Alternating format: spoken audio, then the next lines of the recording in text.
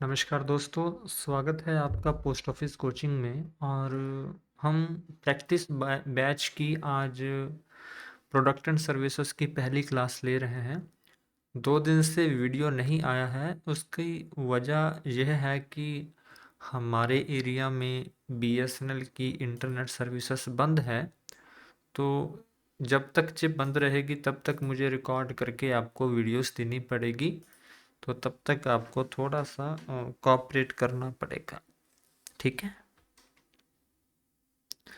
चलिए पढ़ना शुरू करते हैं। प्रोडक्ट एंड सर्विसेज की जो पहली क्लास है, ठीक है। पहला क्वेश्चन आप अपनी स्क्रीन पे देख सकते हैं कि जो आरपीएलआई है इसको कब इंट्रोड्यूस किया गया था। ठीक है, मतलब कि कब इसको शुरू किया गया था, तो वह है 24/3/1995 को आरपीएलआई शुरू किया गया था। और 1 फरवरी 1884 को पीएलआई शुरू किया गया था। ठीक है। दूसरा है कि मेघदूत जो पोस्ट कार्ड होता है उसका क्या प्राइस है। मेघदूत एक पोस्ट कार्ड होता है जिसकी एक साइड एडवर्टाइजमेंट होती है, मशहूरी विज्ञापन होता है। ठीक है, इसलिए इसका जो प्राइस है कम होता है, 25 पैसे होता है। नॉर्मल पोस्ट कार्ड का जो प्राइस होता है वह 50 पैसे होता है। प्रिंटेड पोस्ट कार्ड का प्राइस होता है 6 रुपये, जहाँ आप अगर रिप्लाई नॉर्मल देना है तो 1 रुपये। ठीक है। क्वेश्चन नंबर 3, स्पीड पोस्ट का जो सर्विस स्टैंडर्ड है कि स्पीड पोस्ट कितने दिनों के अंदर कहीं पर पहुंचती है, उसके बारे में पूछा गया है। वेबसाइट पर इसको बस बताया हुआ है। ठीक है, वेबसाइट इसका सोर्स है कि अगर सेम स्टेट में ही बुकिंग है, सेम स्टेट में ही डिलीवरी है, तो स्पीड पोस्ट कितने दिनों के अंदर वहाँ पहुँच जाती है। ठीक है, तो नॉर्मली 1 से 4 दिनों के अंदर सेम स्टेट में कहीं पर भी हो स्पीड पोस्ट पहुँच जाती है। ठीक है। क्वेश्चन नंबर 4, जो हमारा आरडी का अकाउंट होता है जिसे हम रिकरिंग डिपॉजिट अकाउंट भी बोलते हैं, उसके बारे में कौन सी जो स्टेटमेंट है वो सही नहीं है, सत्य नहीं है। ठीक है, पहले तो कि जो अकाउंट है उसको कैश से भी खोला जा सकता है, चेक से भी खोला जाता है, ये सही है। दूसरा, कम से कम 100 रुपये का अकाउंट खोलेगा, ठीक है, ये बात भी सही है। और 100 के ऊपर 10 के मल्टीपल में। ठीक है। और तीसरा कि 3 साल बाद आरडी के अकाउंट को प्री मेच्योरली बंद किया जा सकता है, ये बात भी सही है। लेकिन फोर्थ पॉइंट, वैसे तो अगर 3 सही है तो फोर्थ गलत ही है, लेकिन फिर भी आपको समझाता हूँ कि इसमें बोला गया है कि आरडी के अकाउंट को मेच्योरिटी की डेट से लेकर आगे 10 सालों के लिए रखा जा सकता है, और वो भी विदाउट डिपॉजिट। तो ये गलत है, यही हमारा आंसर है, क्योंकि ये गलत है।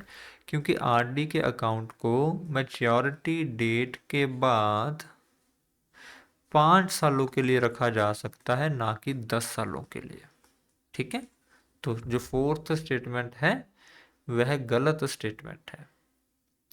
पांचवा, कि अगर वीपी पार्सल को 7 दिन के बाद पोस्ट ऑफिस में रखा जाता है तो उसके ऊपर वेयर हाउसिंग चार्जेस कितने पड़ते हैं। ठीक है, तो 7 दिन के बाद हम वीपी को पहले तो तब ही रख सकते हैं अगर एड्रेस ही हमें रिटर्न में एप्लीकेशन दें कि आप इसको पोस्ट ऑफिस में रख लीजिए। ठीक है, वो भी 1 हफ्ते से ज़्यादा और नहीं रख सकते। ओके।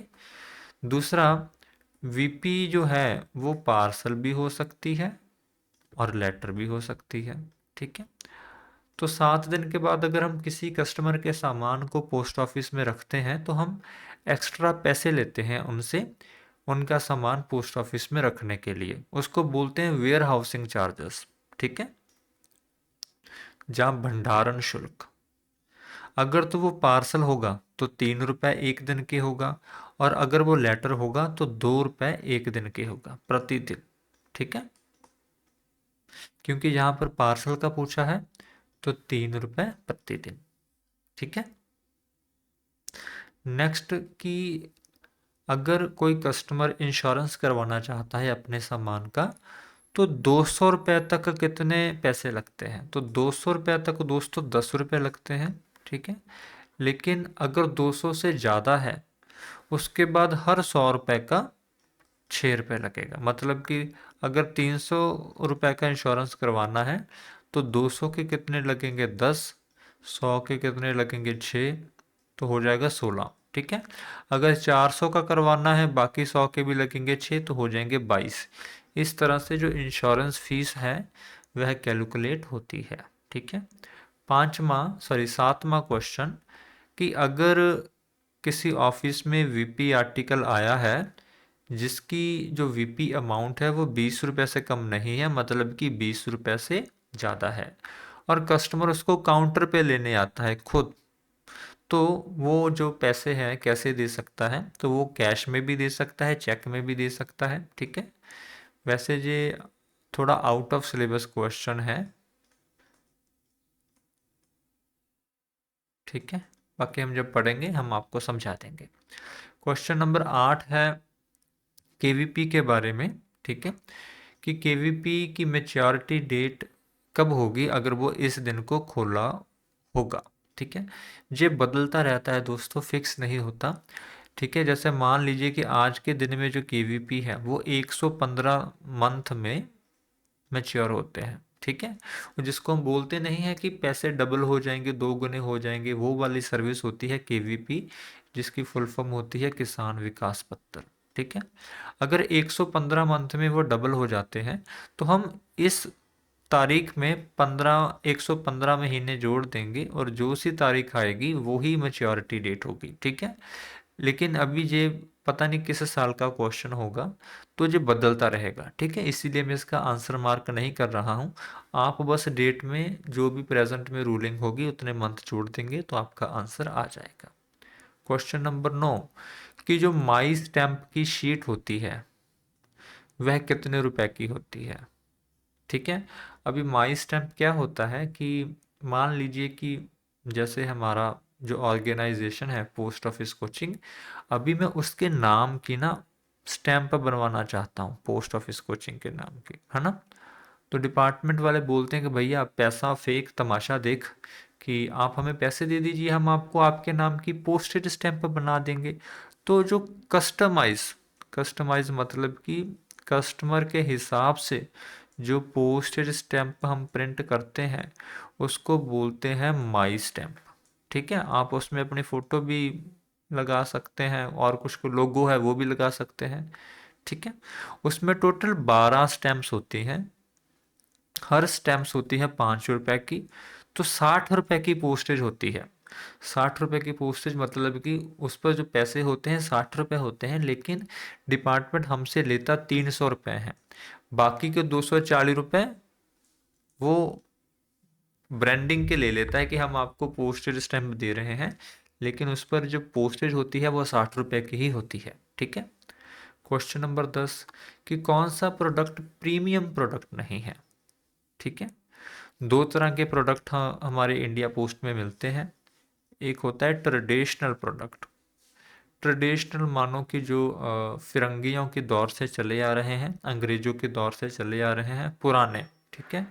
उसके बाद प्रीमियम प्रोडक्ट जो बाद में लॉन्च किए गए हैं ज़रूरत के हिसाब से, जैसे स्पीड पोस्ट बाद में लॉन्च किया गया, बिजनेस पोस्ट, मीडिया पोस्ट जो बाद में लॉन्च किया गया, लेकिन रजिस्टर्ड पोस्ट जो है यह हमारा ट्रेडिशनल प्रोडक्ट है, ठीक है, प्रीमियम प्रोडक्ट नहीं है, ठीक है।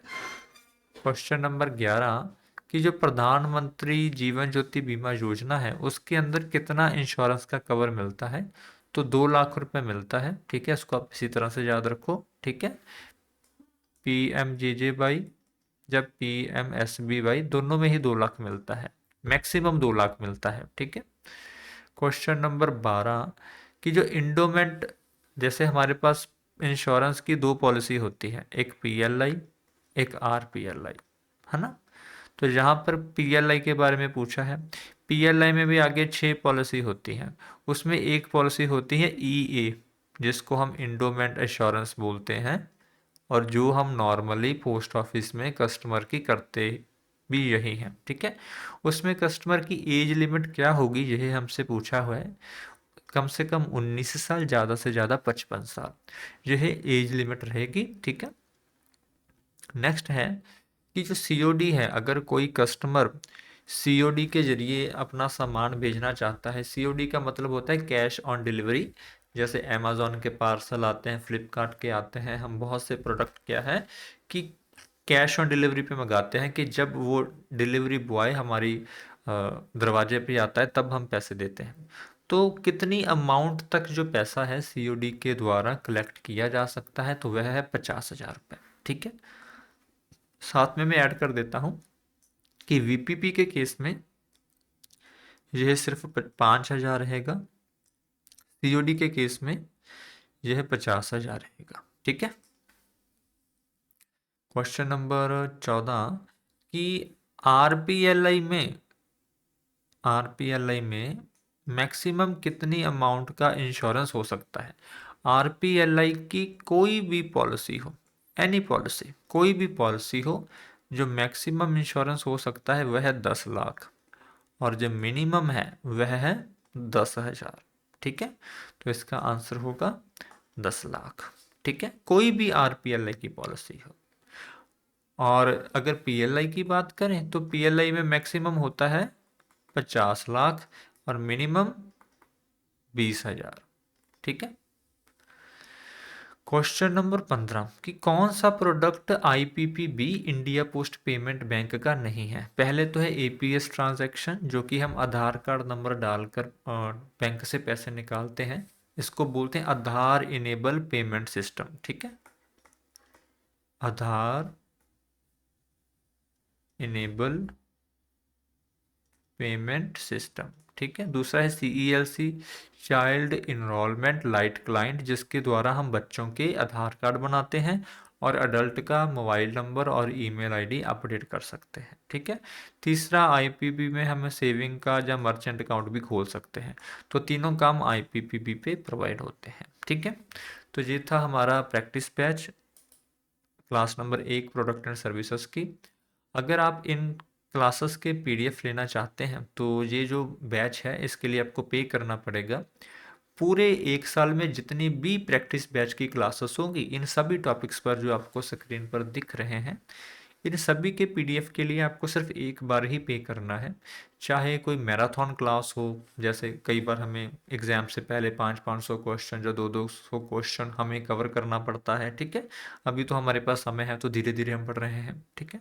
तो सारे भी जो पीडीएफ है एक ही आपको बैच में मिल जाएगा, ठीक है। इसको आपने कैसे बाय करना है, डिस्क्रिप्शन में हमारे एप्लीकेशन का लिंक है, ऐप है हमारा पोस्ट ऑफिस कोचिंग, उसको इंस्टॉल करके वहाँ से करना है। लेकिन अगर आपने शुरू से तैयारी शुरू करनी है, मतलब कि अभी आपने तैयारी की नहीं है, तो बिना तैयारी के प्रैक्टिस करने का तो कोई मतलब बनता नहीं है। तो आप ये वाले बैच बाय करना, ठीक है, जो कि एमटीएस के लिए फुल फ्लेज बैच है और पोस्टमैन के लिए फुल फ्लेज बैच है, ठीक है। इसमें आपको ए टू जेड सब कुछ ही मिल जाएगा, प्रैक्टिस भी साथ में ही मिल जाएगी, ठीक है। इसमें PO guide part 1, definition, product and services, math, PYQ paper, PDF notes, सभी के मॉक टेस्ट 2 तरह के, सेक्शनल भी और फुल भी, GK, miscellaneous lecture out of syllabus content के लिए, क्वेश्चंस के लिए, फिर स्टूडेंट सपोर्ट है, सबसे बड़ी बात, well organize content, doubt clear session, बाकी पोस्टल मैनुअल वॉल्यूम भी आपको मिल जाएंगे, ठीक है। इसकी डेमो क्लासेस आपको ऐप पर मिल जाएगी, अगर आप डेमो क्लासेस देखना चाहते हैं तो भी आप ऐप को डाउनलोड कर लेना, ठीक है। तो अभी के लिए मैं आपसे विदा चाहता हूँ। अभी के लिए जय हिंद, जय भारत, जय जवान, जय किसान।